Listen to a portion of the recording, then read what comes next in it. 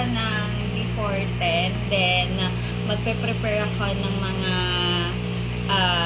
activities ng bata and lesson ko ng 10 to 12, and then mag-start na ako ng klase from 12:50 to 6 p.m. na yan, dire-diretso.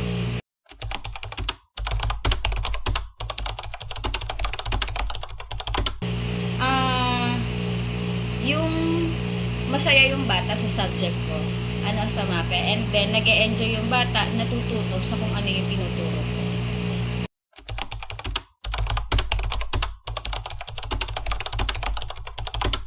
Yung part na hindi ginagampanan ng mga bata, yung role nila bilang estudyante, hindi sila gumagawa ng activity sa mga bahay nila, di ba, bibigyan mo sila ng mga activity para sa bahay nila. Hindi nila gagawin yung sa bahay. During time ko, gagawin nila, saka sila gagawa.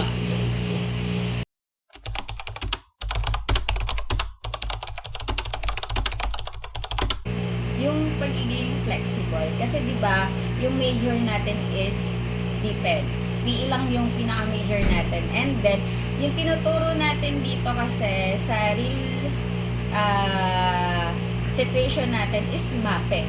So, syempre, yung major natin is more on sports, physical activity, and then pagdating dito sa school, nagtuturo tayo ng music, arts, and PE and health. So, yung music and arts, pinaka-struggle talaga yun kasi kailangan mo talagang ituro yun. Inaaral ko pa din yan.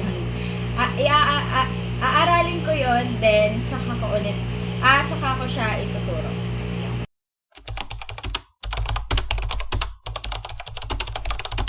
Okay, so yung motor skills kasi nakafocus siya sa cooperative ng bata at saka yung focus ng bata. So, ibig sabihin, kapag nade-develop ng bata yung coordinationship nila and yung focus na, mas nagiging active sila sa lesson, sa discussion, and sa activity na binibigay.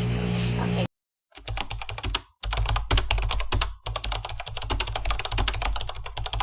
So, sa pagtuturo kasi ng MAPE is may different skills kasi tayo. So, we have different diverse student na kailangan natin meron tayong binibigay na different strategy and techniques para maituro sa kanila yung mga dapat ituro.